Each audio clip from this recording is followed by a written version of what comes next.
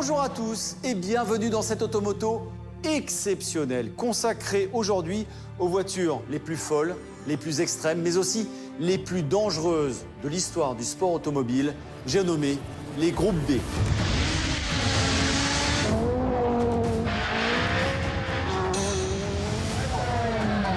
Dans les années 80, durant seulement 5 ans de règne, ces monstres absolus ont changé à tout jamais l'histoire du rallye. Peugeot 205 Turbo 16, Renault 5 Maxi Turbo, Ford RS 200, Metro 6 R4, Lancia Delta S4, Lancia 037 et bien sûr Audi Quattro. Nous allons vous raconter la folle histoire du groupe B à travers ces voitures qui sont ici, celle de la collection Michel Hommel qui sera mise en vente dans 3 semaines par la maison d'enchères Arcurial. Alors pour l'instant, vous le voyez, ces monstres dorment paisiblement ici au manoir de l'automobile, mais dans quelques minutes et en exclusivité pour Automoto, certains d'entre eux vont démarrer.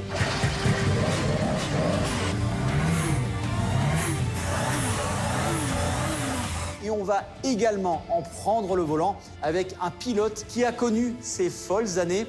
Je ne vous en dis pas plus.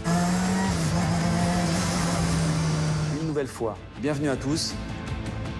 On va se régaler aujourd'hui, tout de suite.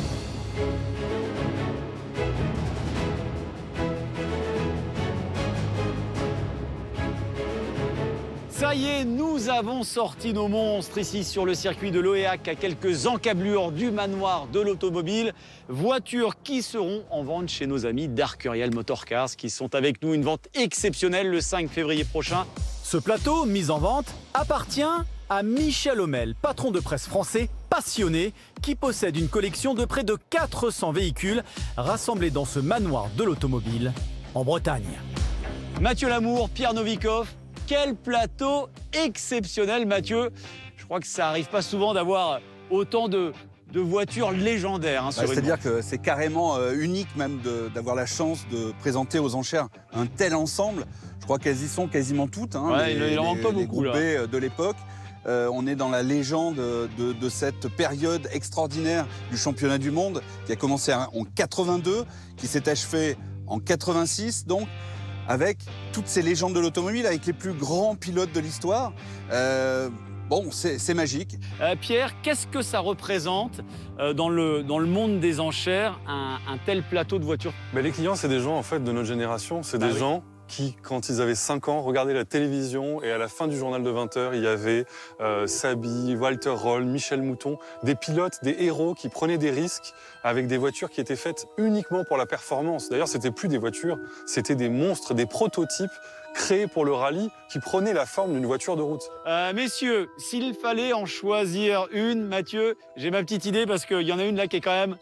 C'est quasiment introuvable. C'est l'Audi Quattro S1, châssis court, c'est extraordinaire. Alors, elle n'est pas belle cette voiture. Non, c'est vrai. Mais elle représente la puissance, elle transpire la puissance et la gloire.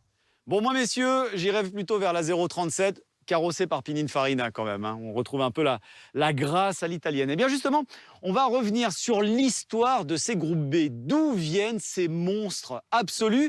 Eh bien, un petit peu de France, mais aussi un petit peu d'Italie.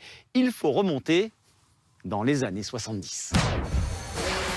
Plus précisément, en 1973, année de naissance de la Lancia Stratos. Première voiture créée spécifiquement pour le rallye. C'est l'ancêtre de tous les monstres du groupe B.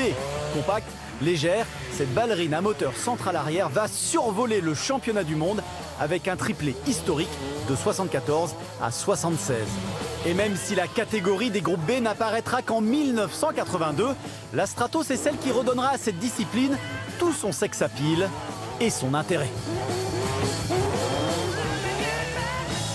Et pendant ce temps, chez nous en France, un constructeur se dit que lui aussi, il a peut-être un coup à jouer dans cette discipline qui reprend des couleurs. Ça tombe bien, il a une longue et belle histoire en rallye. Mais lui ne va pas partir d'une feuille blanche, non, il va partir de sa citadine qui n'a absolument, mais alors absolument rien à voir avec une sportive.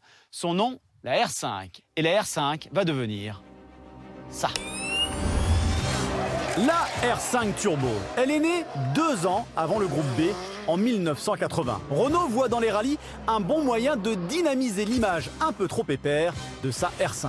Et comme le constructeur français est en pleine folie du turbo en Formule 1, il en colle un dans le gros popotin de sa R5 shootée aux hormones dans ce championnat qui commence à déchaîner les passions.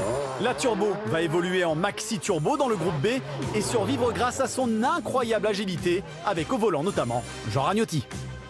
Et nous vous avions promis un invité de marque. Il est ici. Regardez-moi ça. Il n'a pas pris une ride. Mesdames et messieurs, Bruno Saby, l'un de nos plus grands pilotes français dans l'histoire du rallye, mais aussi du rallye raid. Vainqueur Tour de Corse, rallye de Monte-Carlo, Dakar en 93, hein, Bruno. Entre autres, ouais. Il y en a encore plein. Et si on a choisi, Bruno, de se mettre autour de cette Maxi Turbo, c'est parce que cette voiture fait partie de ces véhicules qui ont un petit peu pavé la voie au groupe B. Et surtout, tu as été le premier à lui offrir ses points en rallye, hein, cette voiture. Oui, elle est nostalgique, elle était contente de voir revenir Renault en rallye. Bon, ils avaient tous le souvenir des berlinettes alpines, qui avaient été la révolution dans le sport automobile au niveau du rallye. C'était quoi les qualités de cette voiture? Elle était agile, c'était même difficile de les battre sur des rallyes asphalte. Hein. Donc elle avait encore des qualités, malheureusement limitées pour les rallyes sur terre ou sur neige. Est-ce qu'il ne manquait pas finalement à cette Maxi Turbo cette fameuse transmission intégrale? S'il y avait eu la politique chez Renault de faire du championnat du monde, ils auraient été obligés de mettre les 4 roues motrices. C'était l'outil indispensable pour pouvoir se battre sur tous les terrains, sur la glisse, donc sur la terre, sur la neige. Mais ce n'était pas la politique de Renault de faire ça, mais elle avait d'autres qualités pour faire autre chose. Et pourtant, cette fameuse transmission intégrale a été si importante dans ce championnat du monde des rallyes version groupe B. Et cette transmission intégrale, ce système 4 roues motrices, est arrivé par un constructeur. En 1982, le groupe B voit le jour. L'idée est simple, faire de cette catégorie quasi sans limite en rallye l'équivalent des Formule 1 en termes de popularité.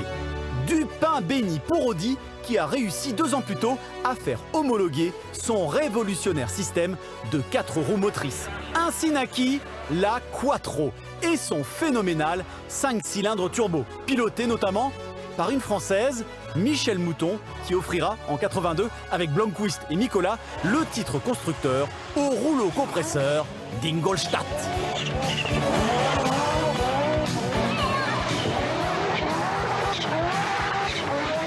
Regardez, en termes de proportion, la Quattro est un véritable tank par rapport à ses adversaires. Audi est d'ailleurs toujours resté fidèle à une architecture relativement particulière, hein, avec ce 5 cylindres positionné très en avant comme ça. Le constructeur allemand a toujours amélioré cette voiture au fil des années. Il l'a raccourcie, il l'a allégée, il lui a donné encore plus de puissance avec bien évidemment ce fameux système de 4 roues motrices dont toute la concurrence s'inspirera au fil des ans. Le Quattro, c'est la référence du groupe B. Alors, est-ce que ça vous dirait d'aller faire un tour de Quattro S1, le monstre ultime, avec Bruno Saby? Ouais? Allez, on y va.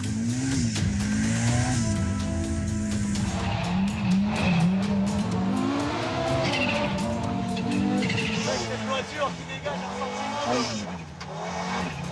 de puissance totale.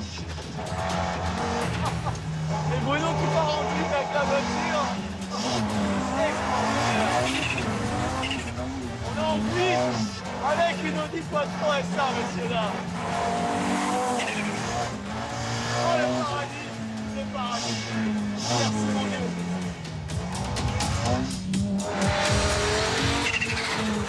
Et si Audi a été le précurseur du groupe B avec la Quattro, le premier constructeur à avoir imaginé un véhicule totalement dédié à ce championnat, c'est une nouvelle fois Lancia, avec la plus belle voiture de rallye de tous les temps, mesdames et messieurs, la 037. Alors elle, c'est une diva. Regardez la sublime version Stradale de la 037. Car ne l'oubliez pas, pour disputer ce championnat, chaque monstre du groupe B devait avoir au moins 200 modèles homologués pour la route. Dessinée par Pininfarina, s'il vous plaît, la Lancia Rally 037 est tout l'opposé de l'Audi Quattro. Ses forces, sa légèreté et sa maniabilité. 4 roues motrices, mais pourquoi faire? La 037 sera une propulsion. Elle se balade sur l'asphalte alors que la Quattro domine sur la terre et dans la neige. Lancia gagnera le titre en 83, Audi en 84. Allez, on va vous laisser quelques secondes en compagnie de Walter Röhrl à bord de sa Quattro. Regardez bien comment le pilote utilise les pédales de son bolide. 50 rechts minus innen, sofort Aufgruppe, rechts voll innen, 80, Achtung Nachgruppe links minus, 40, Nachgruppe mittelrechts plus plus innen, 80, Achtung Nachgruppe rechts minus eng, sofort mittel links plus, rechts minus innen Aufgruppe, sofort links voll, 50, mittelrechts plus innen, sofort links voll, sofort Gruppe mittel links plus. Mais alors que la bataille fait rage entre l'Audi Quattro et la Lancia 037, un constructeur français va révolutionner les groupes B avec une toute nouvelle voiture, la 205 Turbo 16. C'est un trentenaire du nom de Jean Todt qui lance le projet de la T16 en réunissant le meilleur de tous les mondes. La 205 sera courte comme une R5 Turbo, avec 4 roues motrices comme une Audi et avec un moteur central arrière comme une 037. La recette est juste parfaite. Ce petit monstre, emmené par Salonen, offre le doublé pilote-constructeur en 1985. Mais lors de la dernière course en Angleterre, Lancia débarque avec sa nouvelle arme, la S4. Un monstre, une bête féroce qui ressemble vaguement à une Delta, histoire de passer les homologations. La S4, qui a adopté la même architecture que la 205 T16, s'impose lors de sa première sortie. La saison 86 sera donc celle du duel entre Peugeot et Lancia.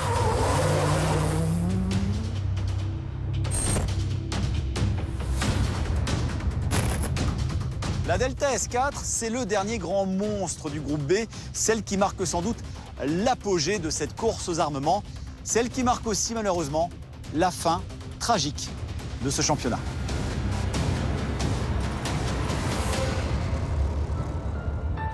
Car où allaient s'arrêter ces groupes B? 600, 700 chevaux et sans doute plus, les voitures atteignaient des puissances phénoménales. En 1985, Attilio Bettega perd la vie à bord de sa 037 en Corse. Mais comment réguler cette discipline devenue plus populaire que la Formule 1? Jusqu'à 400 000 personnes se retrouvent sur les spéciales. Les pilotes évoluent dans de véritables forêts humaines. 3 personnes sont tuées et des dizaines sont blessées au Portugal en 1986. Quelques semaines plus tard, en Corse, à bord de sa monstrueuse S4, Henri Toivonen, en pleine bagarre avec Bruno Sabi sur sa 205 T16, se tue avec son copilote. Sabi sera d'ailleurs le premier à arriver sur les lieux du crash. C'est toujours difficile de reparler de cette sale journée qu'on a vécue sur le Tour de Corse. Quand on est passé, on croyait que c'était un feu de forêt. Ouais. Quand on a fait le virage suivant, donc on a bien vu que c'était une voiture qui brûlait, donc on est revenu, mais on pouvait malheureusement rien faire. Hein. C'était déjà trop embrasé et puis on pouvait pas approcher. Ouais, c'était un moment difficile de ma carrière et le tournant de la discipline. Est-ce que c'était véritablement des voitures dangereuses? Dangereuse, effectivement, si on sortait de la route, Ouais. pour le public surtout. Nous, on l'acceptait, c'était un choix de vie. Hein. Ça avait été vraiment, je dirais, la discipline qui fascinait tout le monde. Elle était respectée, alors bien sûr, controversée, mais respectée quand même. Et on a eu la chance de le vivre. On s'en est sorti, mais c'était peut-être bien plus raisonnable d'arrêter. Il fallait l'accepter parce que je crois qu'on se serait tous fait mal. Alors aujourd'hui, avec le recul, quand tu revois, on l'a vu ce matin, quand tu vois ces voitures sortir, se réveiller comme ça, j'imagine que ça fait toujours quelque chose. Hein. Ah là, je vis des moments très forts. Hein. C'est sûr qu'on a été tellement peu à avoir le privilège Oui, de conduire ces voitures. Hein. S'il fallait que tu choisisses entre ces deux voitures, c'est... Ah. Alors, Bah oui, pas facile, hein? Non, mais j'ai surtout, moi, eu la chance de piloter pour l'écurie Peugeot, une écurie française, dirigée par Jean Todt. On a vécu des moments tellement exceptionnels que, inévitablement, j'en garde des moments qui me donnent encore des frissons. Bon, on va aller faire un tour avec la S4, hein, réveiller la mamie italienne. Voilà, Hein. on s'occupe de la S4.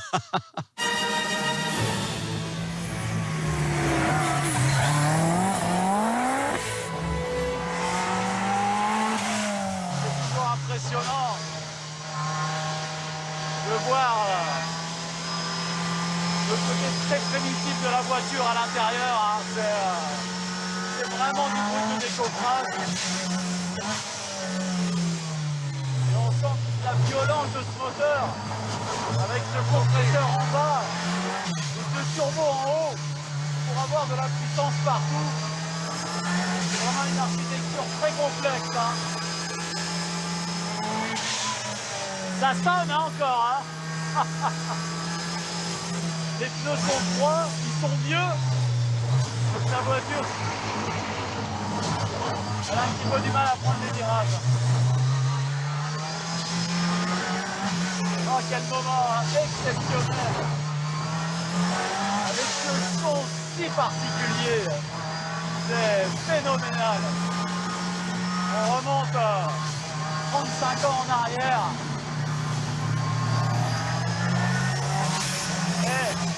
Qui a dit que les voitures italiennes n'étaient pas fiables hein. Moi, c'est des premiers grands souvenirs automobiles. Hein. Ces groupes B.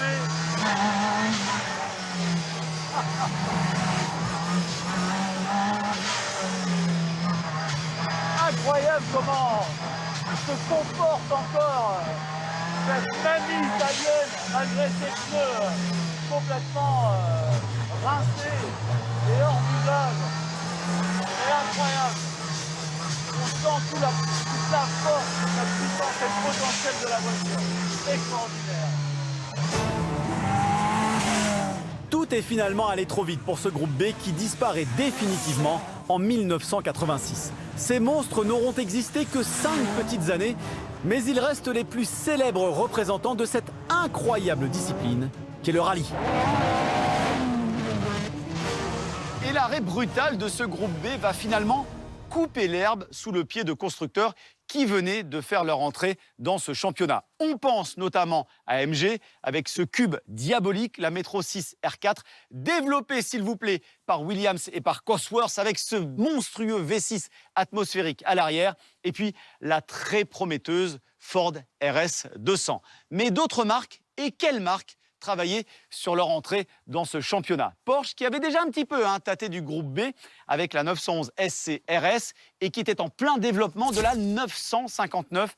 Et puis Ferrari, oui Ferrari, avec une voiture qui deviendra finalement la 288 GTO, première hypercar du constructeur italien. Imaginez-vous un peu le plateau si ce championnat avait perduré.